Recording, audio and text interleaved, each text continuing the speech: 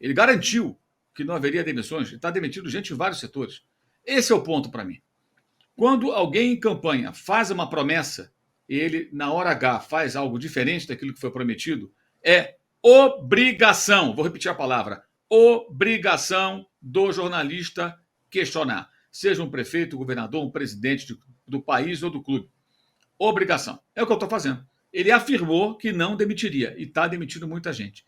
Ah, mas ele viu que precisava. Então ele tem que virar público, como ele veio naquela ocasião, e falar: olha, a minha justificativa para mudança de posição é essa, essa, essa e essa. Ah, mas ele não tem a obrigação de falar. Tudo bem. Mas aí fica a critério de cada um de vocês. O que vocês vão pensar sobre um presidente do clube que diz uma coisa e na hora faz outra.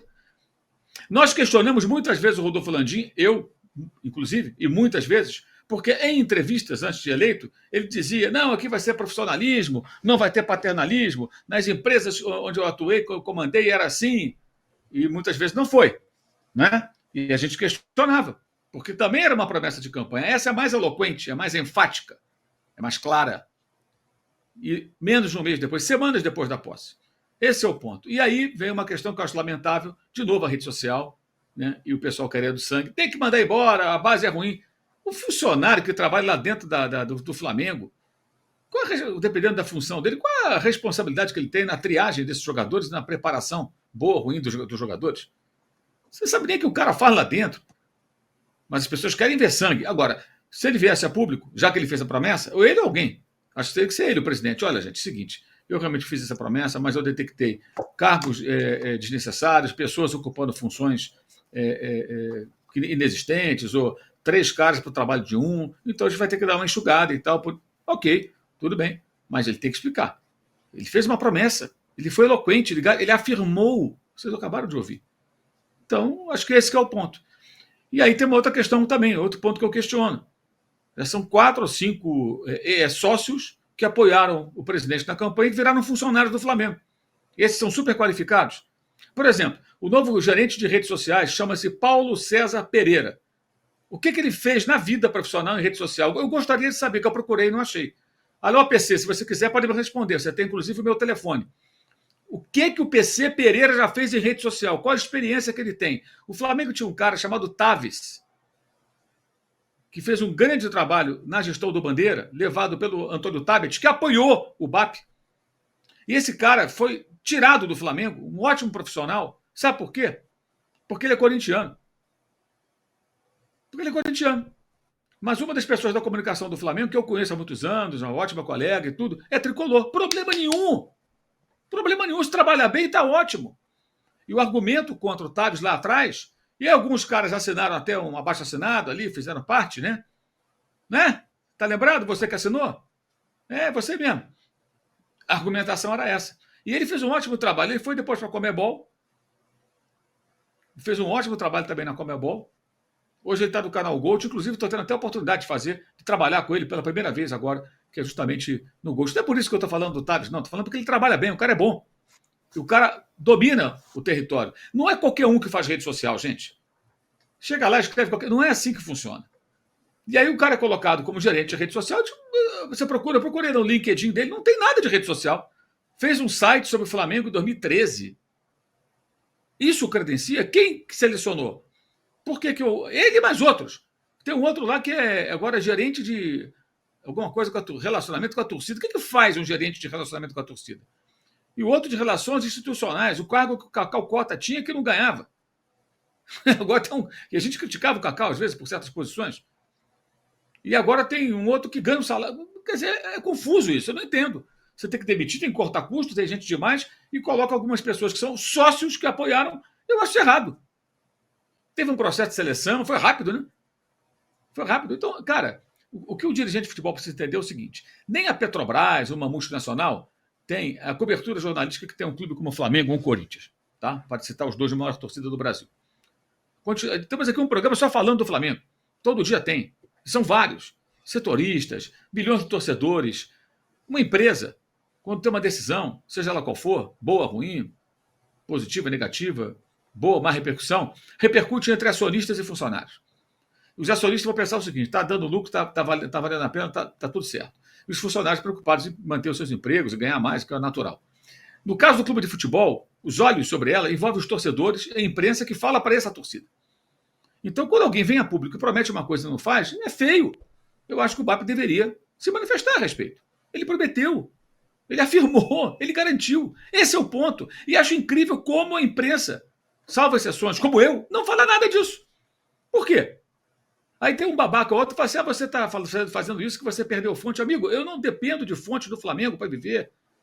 Eu não dependo de dar informação sobre o Flamengo de bastidor. Eu trago quando tem informação do Flamengo ou de outro clube, porque eu sou um jornalista e, consequentemente, sempre vou ser um repórter. Mas não morro de fome disso, não dependo. Eu sou pago aqui nos lugares que eu trabalho para dar opinião. Então, se não quiser dar notícia nenhuma, eu não dou. Eu não sou setorista do clube, não tenho essa. Eu já passei há muito tempo dessa fase. Mas se eu tiver informação, eu compartilho com vocês, que também faz parte do meu trabalho. E eu não apuro muitas coisas do Flamengo com gente da diretoria, não. São outros caminhos, amigo. Você que pensa assim, tu não sabe nada da minha profissão. Do meu dia a dia, como é que é o trabalho do jornalista, não tem a menor ideia. Você acha o quê? Que o Landim me dava informação?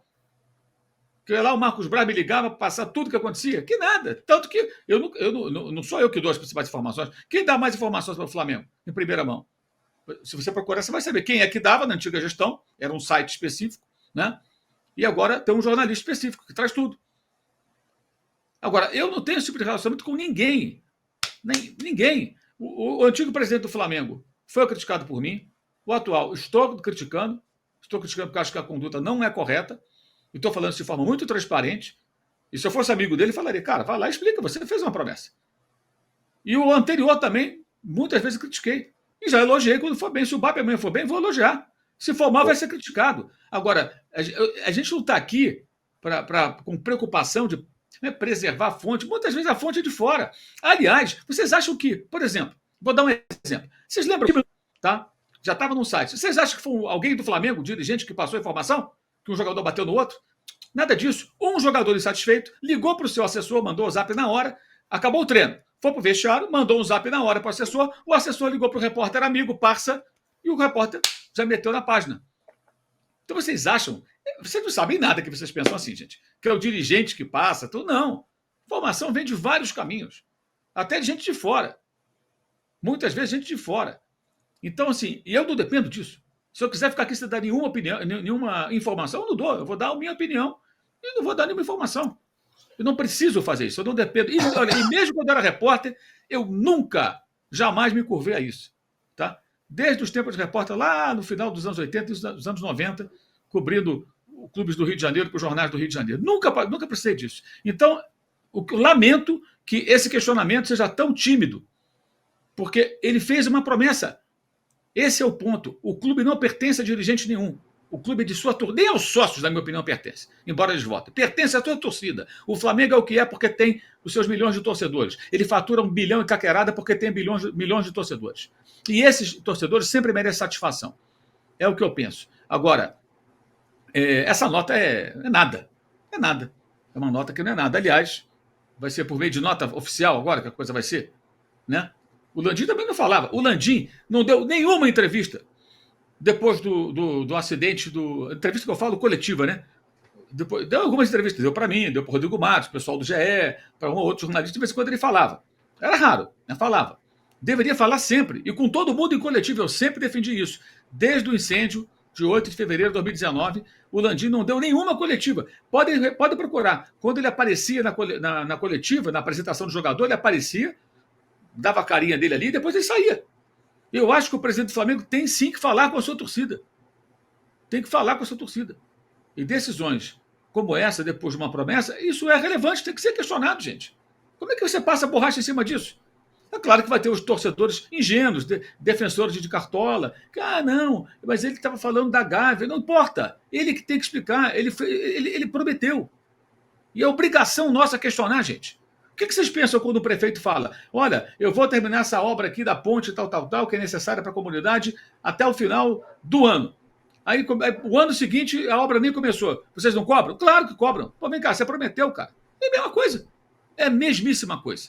Prometeu, tem que cumprir. Se não cumpriu, deveria explicar. Se não explicar, fica em silêncio e é lamentável. Aí você que está acompanhando, tire sua conclusão a respeito disso. Alô, tropa da S1 Live. A propaganda é a alma do negócio. Quer ver a sua marca estampada aqui diariamente na S1 Live? É só chamar agora no e-mail contato@s1live.com.